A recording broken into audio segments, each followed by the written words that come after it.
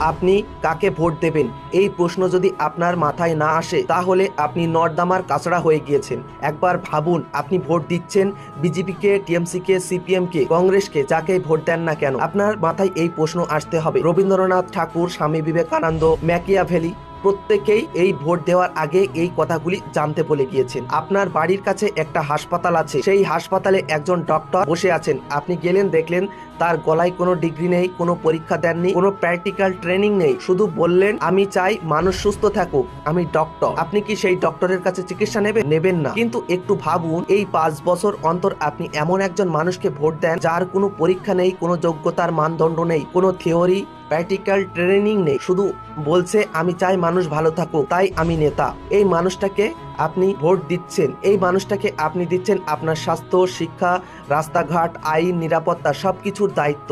এই অদ্ভুত বৈষম্য কেন? আজকের একটাই প্রশ্ন নিয়ে আমি কথা বলবো। দর্শন, মনোবিজ্ঞান, ইতিহাস, রাজনৈতিক চিন্তার সবচেয়ে বড় মাথাগুলো কি বলছে?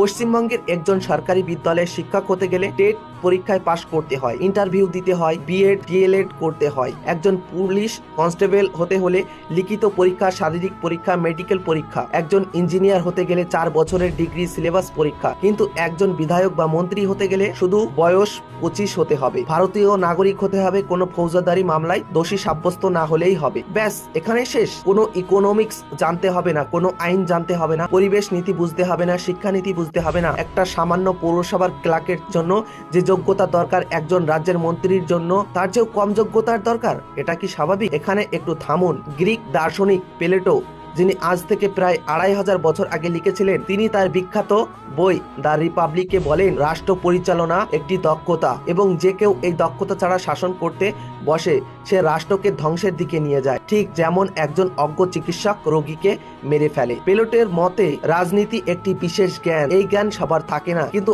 আমাদের গণতান্ত্রিক ব্যবস্থা ধরে নিয়েছে সবাই রাজনীতি করতে পারে। এবার আসি আজকের মূল নায়কের কাছে, নিকোলা ম্যাকিয়াভেলি। ইতালির ফ্লোরেন্সে জন্মগ্রহণ করেন 1469 সালে। এই মানুষটাকে অনেকে ভিলেন মনে করে, অনেকে বলেন সে অসৎ, নৈতিকতা বিরোধী মানুষ, কিন্তু সত্যি বলতে ম্যাকিয়াভেলি ছিলেন প্রথম মানুষ যিনি রাজনীতিকে রোমান্টিক চশমা ছাড়া দেখেছিলেন। তিনি বলেছিলেন যা সত্য, যা বাস্তব সেটাই আমি বলছি। তার একটি বইয়ের নাম দ্য প্রিন্স, বইটি লিখেছিলেন 1513 সালে। শাসকদের জন্য এটা হ্যান্ডবুক। ম্যাকিয়াভেলি বলেন রাজনীতিবিদ দুটো জিনিস জানতে হবে, প্রথমটা হচ্ছে দক্ষতা, সাহস, কৌশল আর বুদ্ধিমত্তা, দ্বিতীয়টা হচ্ছে মোকাবিলা করার ক্ষমতা। তিনি বলেন একজন শাসক যদি দক্ষতা, সাহস, কৌশল, বুদ্ধিমত্তা থাকেন তাহলে তাকে ভাসিয়ে নিয়ে যান। দ্য প্রিন্স এ তিনি বারবার রোমান, গ্রিক, পার্সিয়ান ইতিহাস টেনে এনেছেন। তার যুক্তি ছিল একজন ভালো শাসককে অবশ্যই ইতিহাসের ছাত্র হতে হবে, কারণ মানব পরিবর্তন হয় না। যে ভুল রোমে সিজার করেছিলেন সেই একই ভুল আজও নেতারা করছেন। তিনি লিখেছেন একজন বুদ্ধিমান শাসক সর্বদা মহান মানুষের অনুকরণ করেন এবং তার কাজের অধ্যয়ন করেন। তিনি মানুষের নেতাদের দিকে তাকান, তারা কি ইতিহাস পড়েন, তারা কি অর্থনীতির বই পড়েন, তারা কি জানেন পশ্চিমবঙ্গের শিল্পনীতি কি হওয়া উচিত? জানেন না, জানার দরকারও নেই, কারণ আমরা কখনো সেটা জিজ্ঞাসা করিনি। দ্য প্রিন্সে ম্যাকিয়াভেলি একটি ভয়ঙ্কর সত্য বলেন, মানুষের চোখ দিয়ে দেখে কিন্তু হাত দিয়ে অনুভব করে খুব কম। সবাই দেখতে পায় তুমি কি, কিন্তু খুব কম মানুষ বুঝতে পারে তুমি আসলে কে। একজন শাসক যদি ভালো দেখতে পারেন, মঞ্চে সুন্দর বক্তৃতা দিতে পারেন, তাহলে জনগণ সহজেই বিশ্বাস করবে। এটা আমাদের চারপাশে দেখি। ভোটের আগে রাস্তা সরানো হয়, ভোটের আগে ঘোষণা হয় কোটি কোটি টাকার প্রকল্প, ভোটের আগে মানুষের দরজায় নেতারা আসেন, ভোটের পরে রাস্তা আবার ভেঙে যায়, প্রকল্প ফাইলে থেকে যায়, নেতা উধাও। ম্যাকিয়াভেলি বলেছিলেন এটা সম্ভব কারণ জনগণের রেজাল্ট দেখে, প্রক্রিয়া দেখে না। যে নেতা প্রক্রিয়া লুকাতে পারেন তিনি দীর্ঘদিন ক্ষমতায় থাকতে পারেন। দ্য প্রিন্সের সবচেয়ে বিখ্যাত অংশ, ম্যাকিয়াভেলি জিজ্ঞেস করলেন একজন শাসকের কি ভালো হওয়া উচিত, ভয়ের পাত্র হওয়া উচিত? তিনি বলেন ভালোবাসা এবং ভয় দুটোই যদি পাওয়া যায় সেটা আদর্শ, কিন্তু যদি একটাই বেছে নেওয়া হয় তিনি বলেন ভয় বেশি নির্ভরযোগ্য, কারণ ভালোবাসা মানুষ তখনই দেখায় যখন সুবিধা আছে, কিন্তু ভয় সব সময় থাকে। তবে এখানে একটা গুরুত্বপূর্ণ শর্ত দিলেন, তিনি ভয় এবং ঘৃণা এক নয়, ঘৃণিত হলে শাসক ধ্বংস হয় আর ভয় থাকলে মানুষ টিকে থাকে। এই পার্থক্যটা বোঝার জন্য রাজনৈতিক বুদ্ধিমত্তা লাগে। একজন অজ্ঞ শাসক এই লাইন বোঝেন না, তিনি শুধু ভয় দেখান, ঘৃণা অর্জন করেন এবং একদিন জনরোষে পড়েন। দ্য প্রিন্সের একটি পুরো অধ্যায় আছে উপদেষ্টাদের নিয়ে। ম্যাকিয়াভেলি বলেন একজন শাসককে নিজে সব জানতে না হলেও চলে, কিন্তু তাকে অবশ্যই ভালো মন্দ উপদেষ্টার ফারাক বুঝতে হবে। তার কথায় যে শাসক নিজে জ্ঞানী নন তিনি কখনো ভালো পরামর্শ নিতে পারেন না, কারণ তিনি বুঝবেনই না কোনটা ভালো পরামর্শ। এটাই আসল সমস্যা।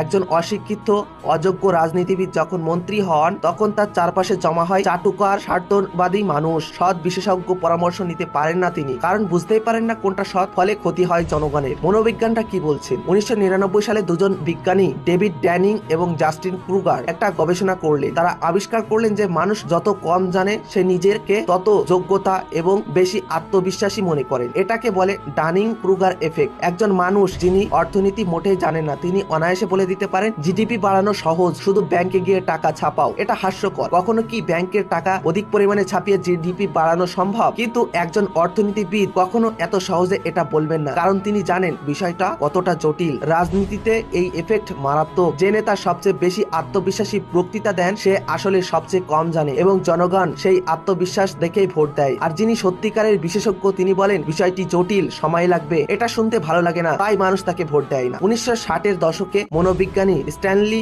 মিলগ্রাম একটি বিখ্যাত পরীক্ষা করলেন। তিনি দেখলেন মানুষ কর্তৃপক্ষের আদেশ অন্যায় করতেও রাজি হয়ে যায় যদি সেই কর্তৃপক্ষ বৈধ মনে হয়। রাজনীতিতে এই সত্য ভয়ঙ্কর। যদি একজন অযোগ্য নেতা কর্তৃপক্ষের সামনে বসে যান তার আদেশ মানা শুরু হয়ে যায়। প্রশাসন মানে, পুলিশ মানে, এমনকি জনগণও মানে, কারণ পদটা বৈধ, ব্যক্তিটা নয়। এই ফাঁদটা তৈরি হয় যখন পদের জন্য যোগ্যতার শর্ত থাকে না। 1971 সালে ফিলিপ জিম্বার্ডো দেখলেন সাধারণ মানুষ যখন ক্ষমতার পদে বসানো হয় তখন তারা অত্যাচারী হয়ে ওঠে। এটা ব্যক্তির দোষ নয়, এটা পদের কাঠামোর সমস্যা। ক্ষমতা নিজেই মানুষকে পরিবর্তন করে দেয়। তাহলে যদি সেই ক্ষমতার পদে প্রশিক্ষিত মানুষ না থাকে, জ্ঞানী মানুষ না থাকে, যিনি জানেন কিভাবে ক্ষমতা নিয়ন্ত্রণ করতে হয়, তাহলে কি হবে?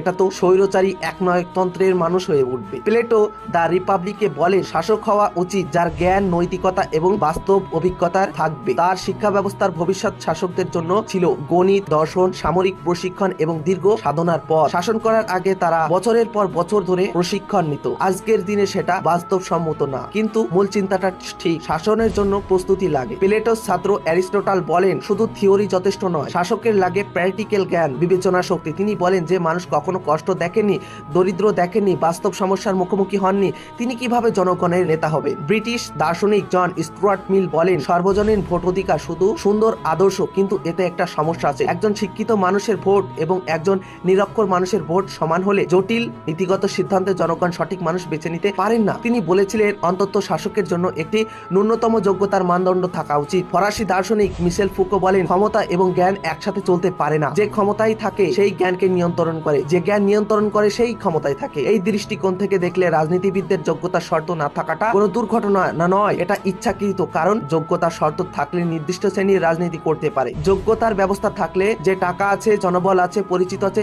সেই ক্ষমতায় যেতে পারে বারবার। বি.আর. আম্বেদকর সতর্কতা করেছিল। ভারতীয় সংবিধানের প্রধান ডক্টর বি.আর. আম্বেদকর সংবিধান পাশ হওয়ার দিন 25শে নভেম্বর 1950 সালে একটি ভাষণ দিয়েছিলেন। সেই ভাষণে তিনি বলেন গণতন্ত্র তখনই সফল হয় যখন নাগরিকরা সচেতন। যখন নাগরিকরা অসচেতন গণতন্ত্র দেখতে গণতন্ত্র মনে হলেও কিন্তু আসলে সেটা একনায়কতন্ত্র হয়ে ওঠে, স্বৈর শাসন হয়ে ওঠে। তিনি আরো বলেন গণতন্ত্রের রূপের মধ্যে একনায়কতন্ত্র প্রতিষ্ঠাতা হতে পারে যদি কোনো রাজনৈতিক দল দেশের স্বার্থের চেয়ে নিজের স্বার্থকে বড় করে তোলে, তাহলে সেই গণতন্ত্র ধ্বংস হয়। পশ্চিমবঙ্গের দিকে তাকান, আমরা দশকের পর দশক ধরে দেখছি একই চেহারা, একই প্রতিশ্রুতি, একই ব্যর্থতা, শুধু দলের রং বদলা। কেন? কারণ দল বদলায় কিন্তু যোগ্যতার প্রশ্নটা কেউ করে না। রবীন্দ্রনাথ ঠাকুর তার ন্যাশনালিজম গ্রন্থে বলেছিলেন রাজনীতি যদি শুধু ক্ষমতার খেলা হয় তাহলে সেটা সভ্যতার জন্য বিপজ্জনক। তার মতে প্রকৃত নেতৃত্ব হলো সেবা, এবং সেবা করতে হলে জানতে হবে কি দরকার। এখন প্রশ্ন হলো আমরা কি সব রাজনীতিবিদদের পরীক্ষা নেব? এর উত্তর হচ্ছে সম্পূর্ণ হ্যাঁ বলা কঠিন, কারণ এটা সম্ভব নয়, এটা অনেক জটিল। কেউ প্রশ্ন করতে পারে তাহলে গরিব অশিক্ষিত মানুষের রাজনীতি করার অধিকার থাকবে না? কিন্তু কিছু পদক্ষেপ নেওয়া যেতে পারে এখানে। নির্বাচনী ইস্তেহার আইনত বাধ্যতামূলক করা, মানে যা প্রতিশ্রুতি দেবে রাজনীতিবিদরা তা পূরণ করতে হবে এবং জবাবদিহিতা করতে হবে, এটা লিখিতভাবে করতে হবে। দ্বিতীয়ত মন্ত্রিসভার বিশেষজ্ঞ, প্রযুক্তিবিদ, অর্থনীতিবিদ, শিক্ষাবিদ রাখার বিধান। যারা নির্বাচিত হননি তাদেরকে নিযুক্ত করতে হবে। আরটিআই এর স্বচ্ছতায় আইন আরো শক্তিশালী করতে হবে। নাগরিক হিসেবে আমরা কি করতে পারি? এখানে ম্যাকিয়াভেলি বলেছিলেন প্রজাতন্ত্র টিকে থাকে না শাসকের যোগ্যতায়, টিকে থাকে জনগণের সজাগতায়। যে জনগণ প্রশ্ন করে সে জনগণ শাসন করা কঠিন, যে জনগণ শুধু ভোটের দিন হাজির হয় তাকে শাসন করা সহজ। তাহলে আজকের প্রশ্নে ফিরে আসি। শিক্ষক হতে পরীক্ষা লাগে, ডক্টর হতে পরীক্ষা লাগে, পুলিশ হতে পরীক্ষা লাগে, রাজনীতিবিদ হতে লাগে না কেন? কারণ আমরা কখনো এই প্রশ্নে জোর করিনি। ম্যাকিয়াভেলি বলতেন যোগ্যতাহীন শাসক কাঠের পুতুলের মতো, সে নিজে সিদ্ধান্ত নিতে পারে না, পরিস্থিতি তাকে নিয়ে যায়, আর যখন পরিস্থিতি খারাপ হয় সে ডুবে যায় এবং দেশকেও ডোবায়। ড্যানিং ক্রুগার বলেছিলেন অজ্ঞরা সবচেয়ে বেশি আত্মবিশ্বাসী হয়। ফুকো বলেছিলেন যোগ্যতার শর্ত না থাকাটা দুর্ঘটনা নয়, এটা ব্যবহার ব্যবস্থা। আম্বেদকর বলেছিলেন সজাগ নাগরিক ছাড়া গণতন্ত্র বাঁচে না, স্বৈরশাসন হয়ে ওঠে। রবীন্দ্রনাথ ঠাকুর বলেছেন নেতৃত্ব মানে সেবা, সেবা করতে হলে জানতে হয়। আমরা যদি সত্যি চাই পরিবর্তন, তাহলে ভোটের দিন মুখ বন্ধ রাখলে হবে না। প্রতিদিন প্রশ্ন করতে হবে, জিজ্ঞেস করতে হবে আপনি কি জানেন, আপনি কি করেছেন, আপনি কিভাবে কাজ করবেন। এই প্রশ্নগুলোই গণতন্ত্রের আসল পরীক্ষা। ভালো লাগলে শেয়ার করুন, কমেন্টে বলুন আপনার কি মতামত। রাজনীতিবিদদের যোগ্যতার মানদণ্ড থাকা উচিত। আবার দেখা।